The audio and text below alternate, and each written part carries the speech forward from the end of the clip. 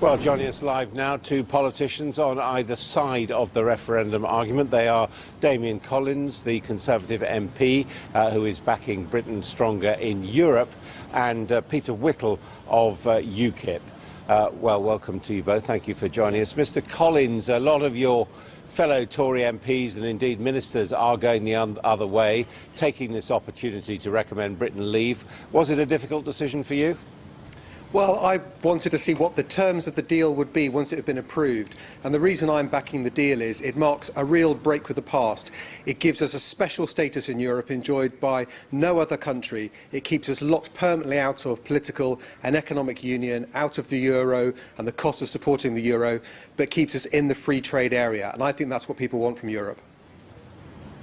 Mr. Whittle, why hasn't that persuaded you to back Britain staying in Europe?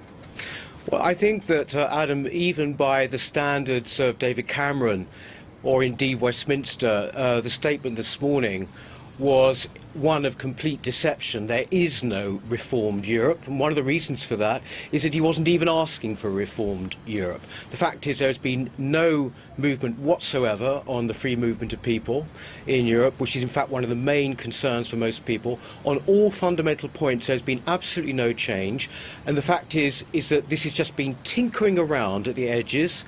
It was that a few months ago and it's remained that, and I think that the British people will absolutely see through this for what it is. This is total fakery. And I think that, you know, as I said, by the standards even of Westminster, it's a very deceptive and deceitful statement. Mr. Collins, total deception, tinkering, fakery. What do you say to that?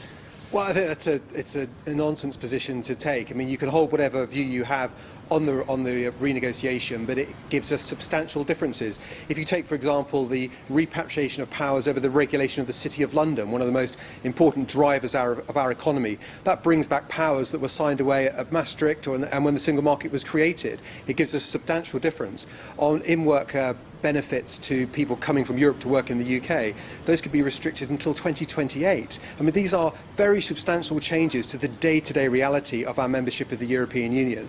But the key thing is the future and looking forward. You know, we want our economy to be strong. Having a free trading relationship with Europe is important to that.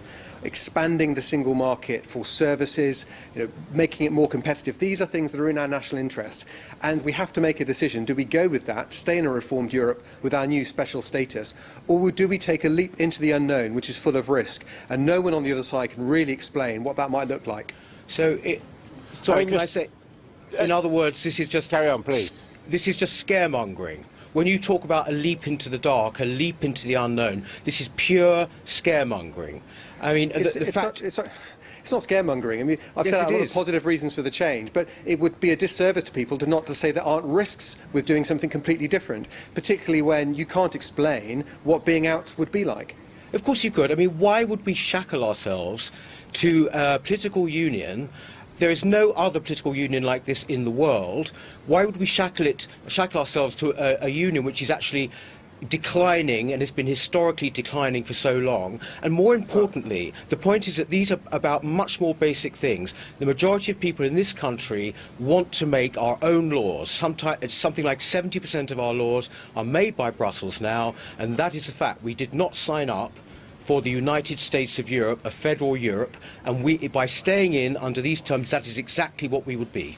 Well, I mean, Mr. Whittle has said that. Yes, Mr. Whittle has said that why would we shackle into a political union? Well, we're not. We're expressly exempt from that. The Prime Minister's deal said we would not be part of future political integration or further economic integration. Britain would stand separate from that. That's what our special status gives us. In terms of the future, people have been saying, well, would we join now? Is Europe part of the future? I think it's interesting to looking at some of the most future-minded sectors of our economy, particularly the tech sector. There was a recent survey by Tech UK of the 850 tech companies they represent. Over 70% felt that we should stay in, and over three-quarters felt that we would have more influence in the world if we were part of the EU. And these are firms at the cutting edge of our new economy. Well, in that case, why is it that the former chairman of Google actually said that the EU and the regulation that comes out of the EU damages small tech businesses? Why would he say that? Well, I mean, I'm just giving you a survey of tech companies themselves by one of their trade bodies. One of the main people said.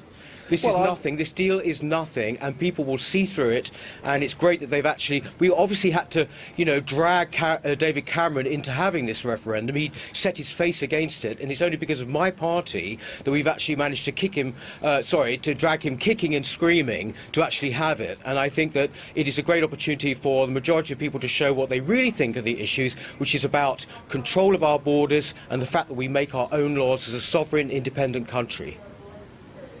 Gentlemen, this debate will run and run. Thank you both very much indeed for joining us.